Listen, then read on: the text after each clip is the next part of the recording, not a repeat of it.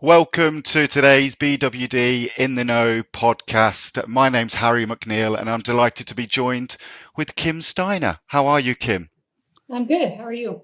Very well, thank you. Very well. And thank you so much for joining me today. As you know, we've spoken a little. The purpose of this podcast is for us to give back to the actuarial community. I don't think the actuarial sector is that well advertised or that well marketed.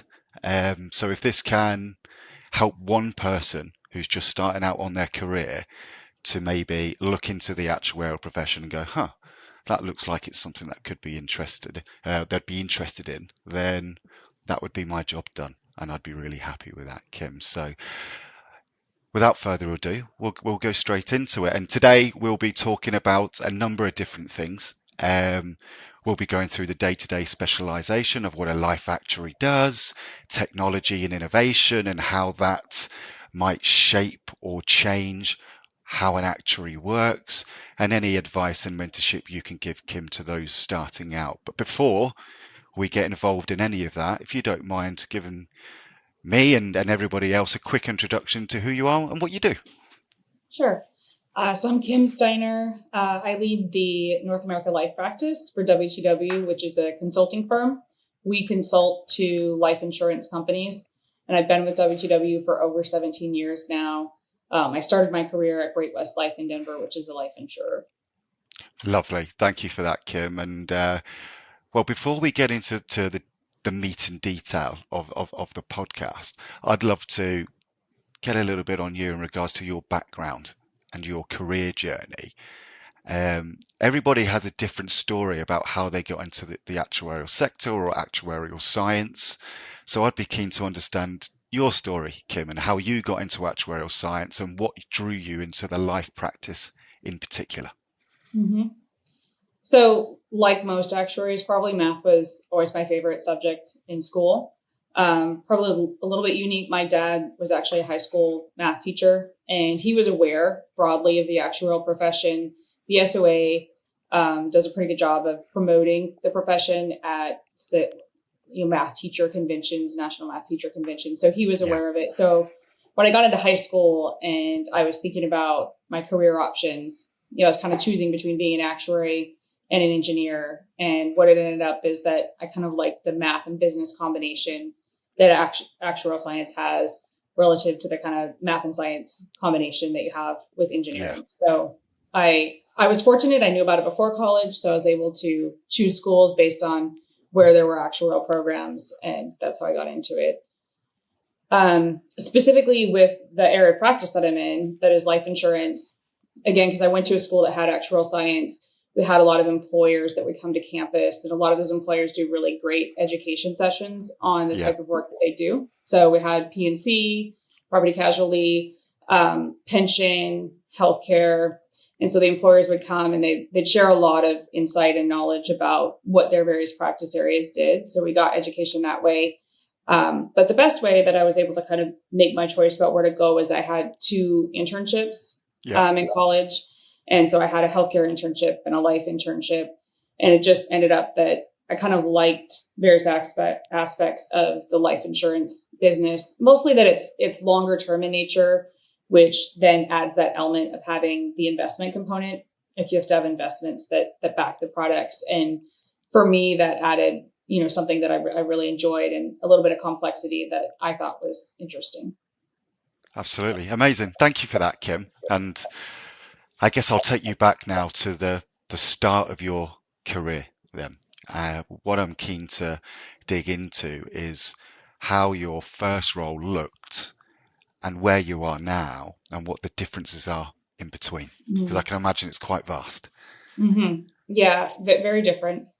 So I started like most actuaries do that start at insurance companies. I Hmm. started in a rotation program. So I was an actuarial student taking exams. So I had two rotations, one of them being a financial modeling and one of them being a pricing for corporate owned and bank owned life insurance. In that job is very technical. So I did a lot of programming in programming language that kids now wouldn't even know, but also using a lot of Excel, building financial models, very technical role. going away, doing work that would take, a week, maybe multiple Hmm. weeks, maybe months, and kind of coming back with answers, right? Yeah. Kind of moving through my career, I moved into consulting where I did a lot of different types of work. When I entered consulting, I kind of started as someone that managed kind of smaller projects. I helped guide analyst students that were still taking their exams on project work. I kind of moved through and managed, more complex projects. And then over time, I developed a more deeper subject matter expertise, specifically around life insurance products and assumptions. Also became more involved in business development on the consulting side. Hmm. And then kind of throughout that time, also grew in terms of my management role. So initially, I guess maybe 15 years ago, I started managing Yeah. students.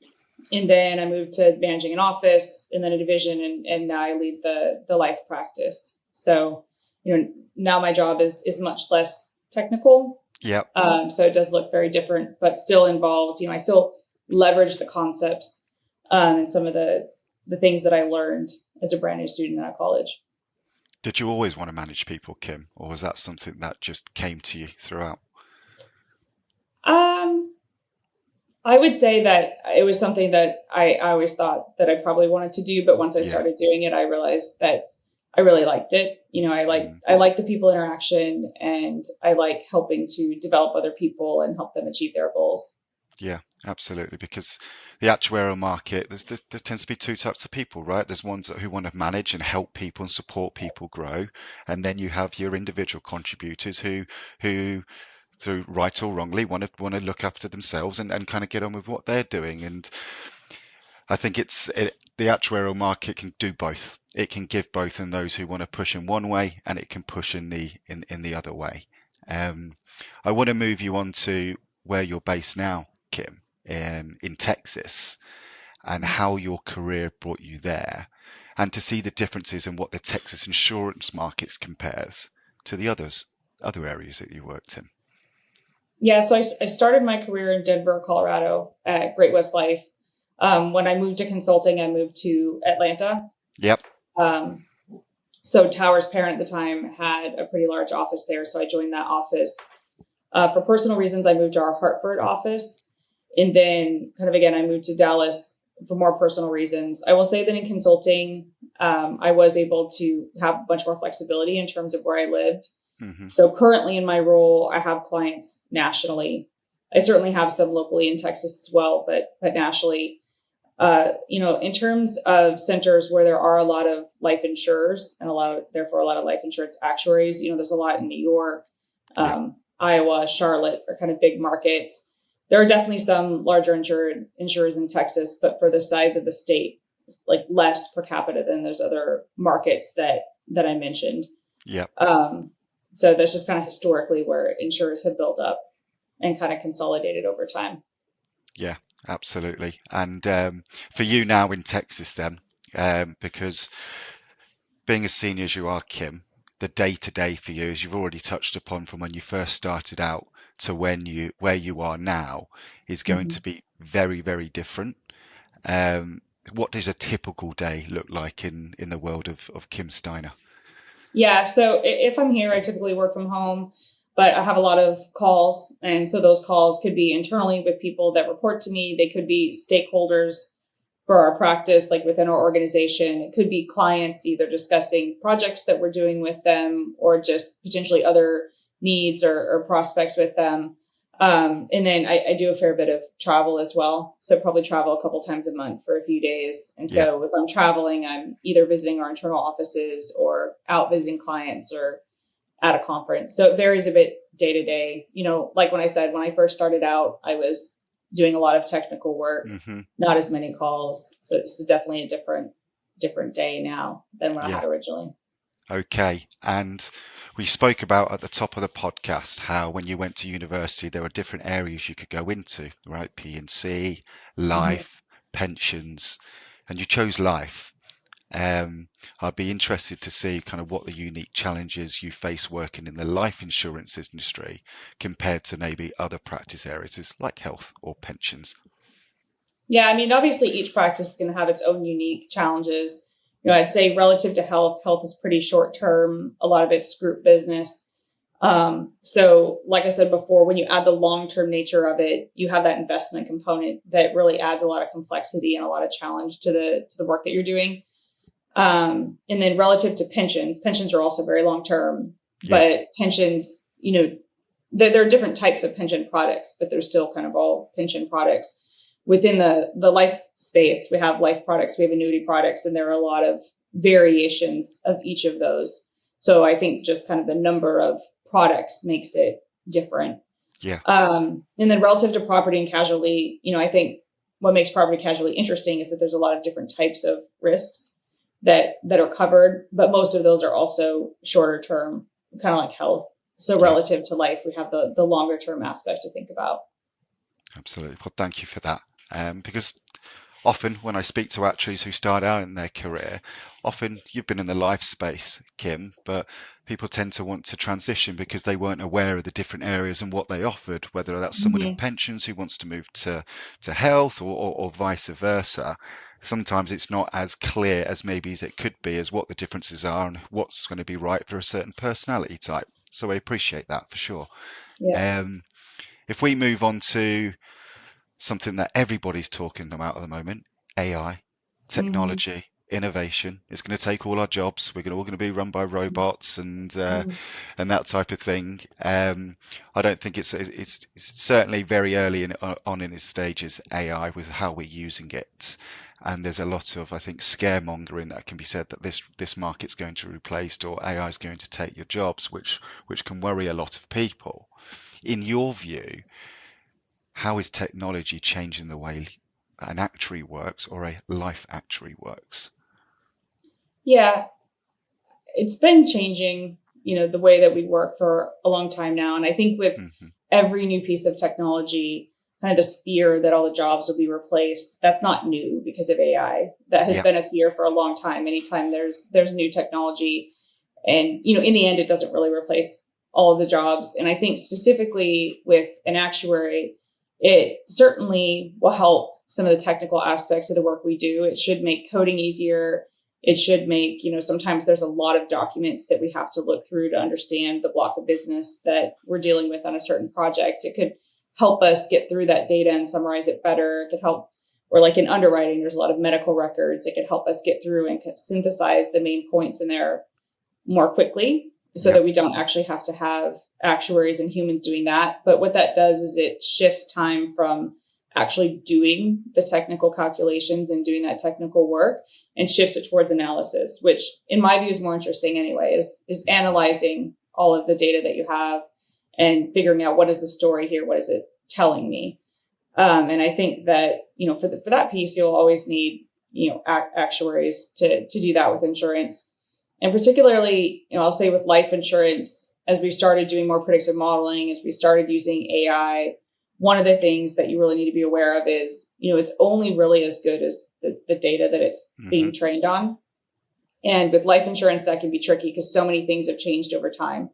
So if you feed it data and you're expecting to get the right answer, you may not, Yep. because it may not have picked up on, there may not be enough fields in the data for it to understand all of the different underwriting eras or target markets or population or health trends that have changed over that time period. So that's where that element of judgment and historical knowledge really comes into play. So I definitely think it'll change the way we work and to some extent the nature of the work that we're doing. But there's still going to be that need for actuaries, or kind of just be more on that analysis end. Yeah. So you think it will move in a way where it will take away maybe some of the less interesting stuff and give you more time to get involved in what makes things fun and more interested in the areas you actually want to spend more time in, which maybe you can't at the moment. Exactly. Well, that's my perspective, right? Yeah. That is what it would do. Yep. Okay. And are there any innovations in maybe underwriting or mortality modeling that you're seeing at the moment or anything that you're excited about? Yeah, I mean, I think insurers have been thinking about this for a while. Everyone's been overhauling their underwriting algorithms, trying to use more third party data, make the process less intrusive. Hmm. And I've seen a lot of insurers start thinking about lifestyle and different types of health data. So using wearable data to get a better picture of someone's health. And I really just think that as more of these data sources become available, as data sources become cleaner and more structured, insurers are really just going to be able to do more to leverage that data and be able to use it to better segment risks and charge more appropriate prices for each consumer. And so along with that, they'll have, more granular view on mortality and a better understanding of what's actually driving it. So I think that's kind of the interesting part on that end. Yeah, absolutely. And I want to touch upon something that you mentioned earlier, that the actuarial market has always been changing. Because that sometimes isn't the perception for new people coming into the market and go, wow, everything's changing, but everything evolves, everything adapts and moves.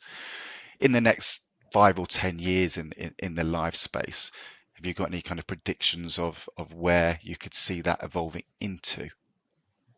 Yeah, I mean, I think it's along the lines of, what I said earlier. Yeah, So, actuaries are really critical in the insurance world now, and insurance companies. They hold pretty senior roles. They're oftentimes actuaries in the C-suites at insurance companies. Sometimes even a CEO, will be an actuary. So I think that trend will continue. yeah, But as we have more AI, kind of along with AI, there's also a trend to offshore. If you can find markets where you can get the technical skills at a lower cost, there are companies that take advantage of that.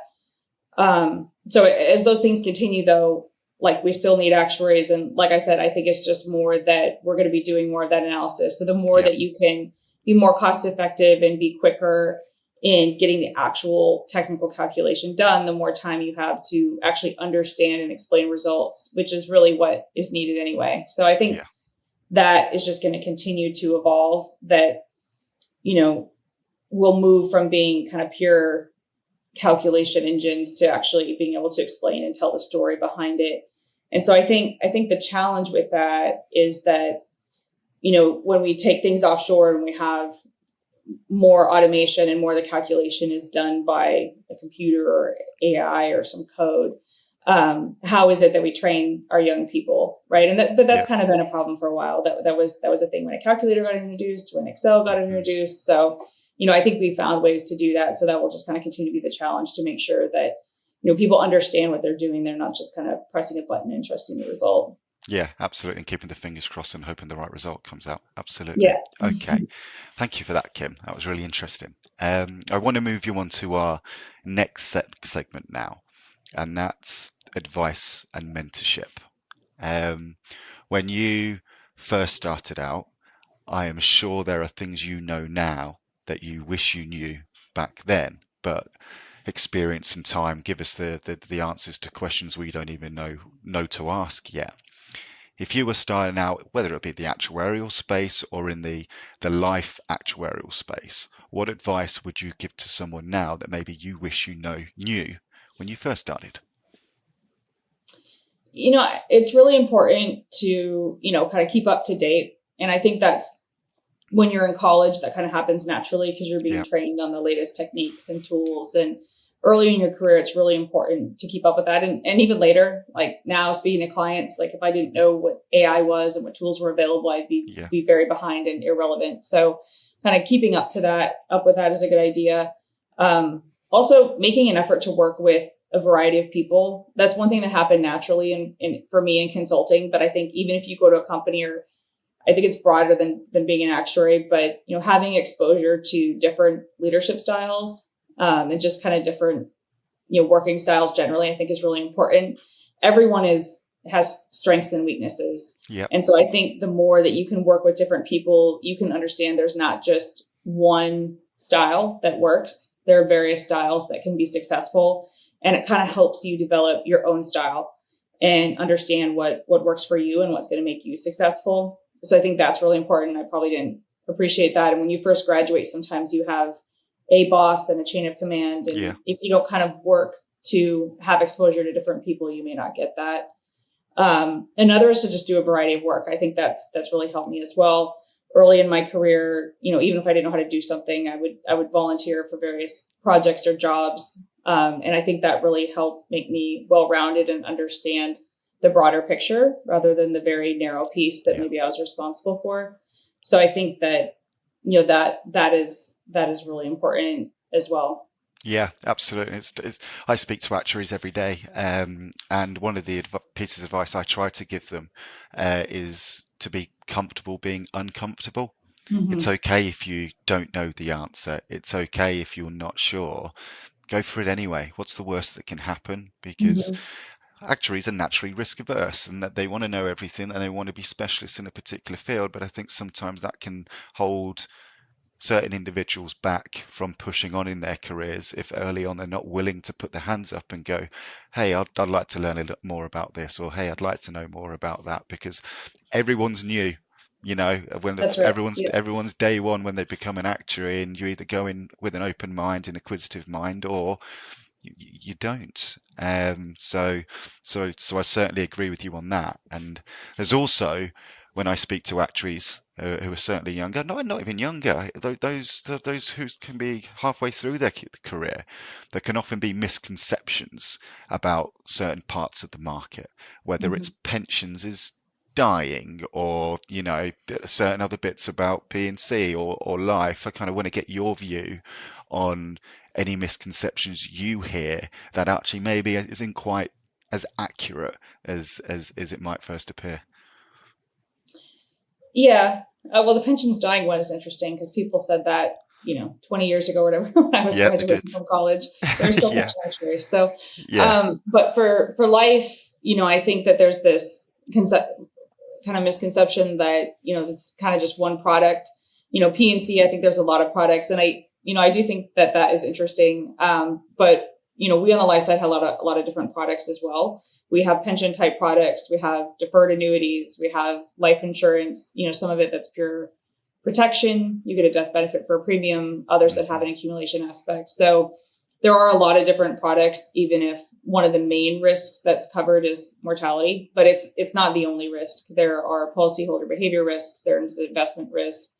So I think it's more complex than I think that it can appear at face Yeah. value. I think another misconception generally, maybe about actuarial work, is that a lot of it's just kind of repetitive and you're in a back office. And there are some jobs like that, which is Hmm. good because that is what some people want, Prefer. Yeah. prefer. Yeah.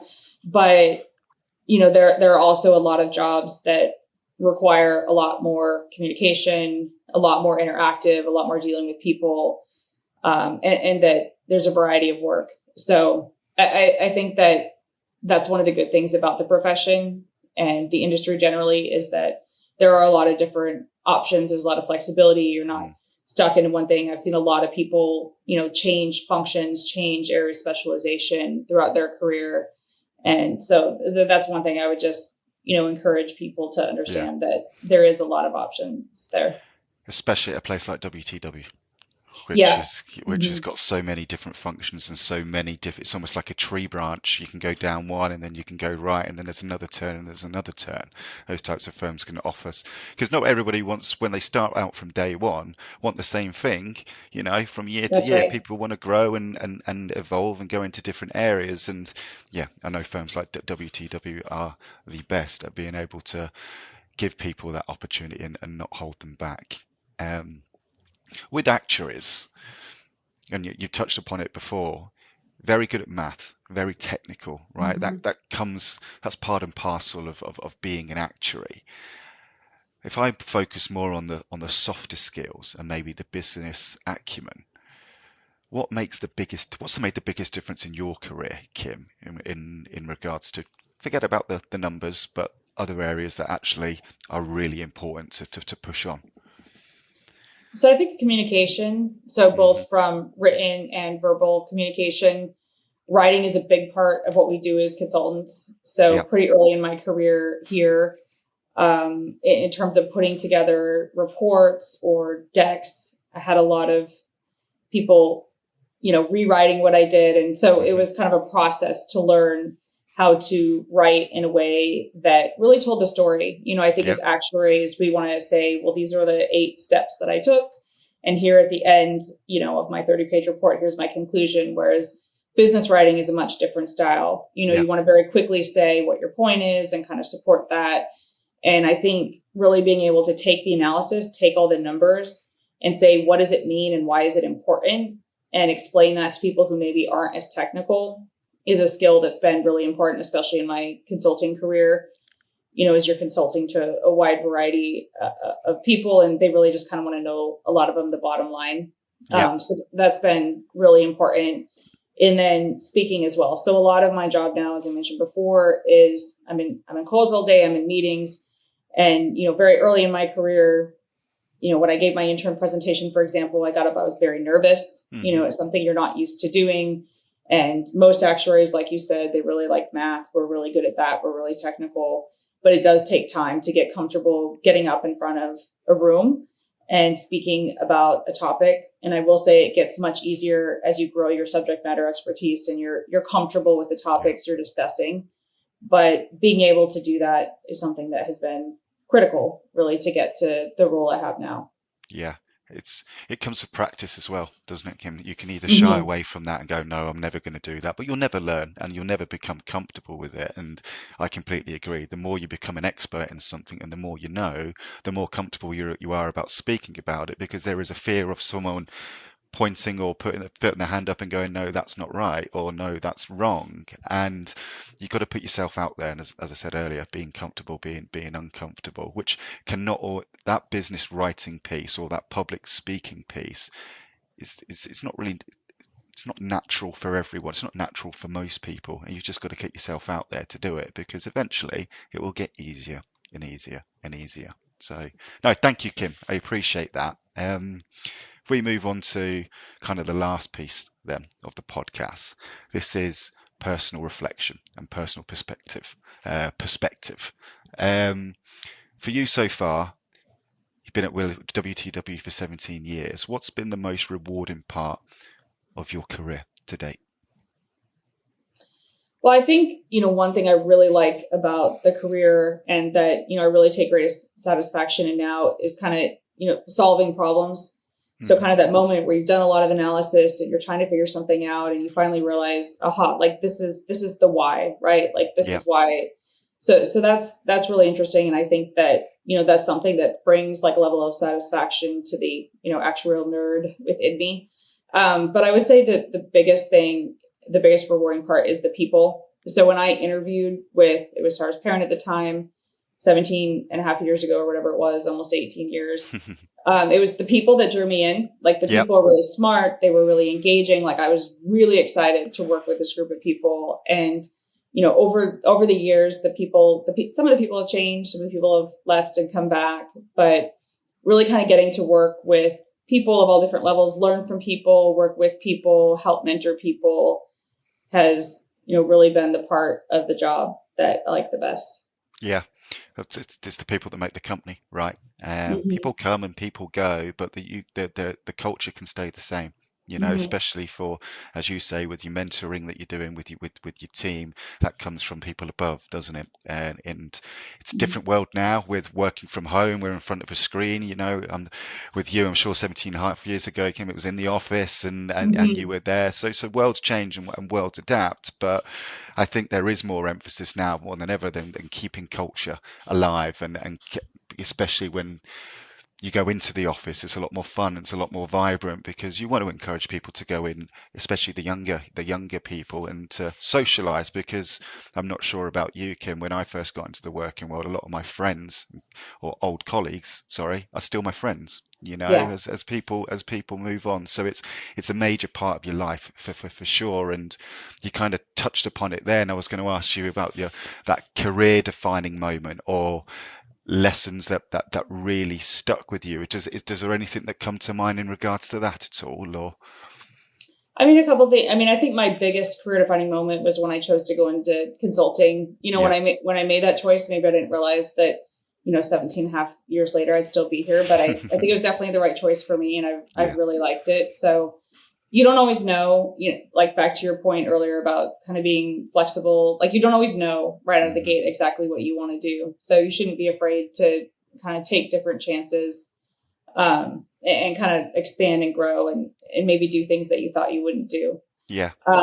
And then I guess just another lesson I kind of learned in consulting, we do a lot of like litigation work. Yeah, So, I think it's important to, have fun, be lighthearted.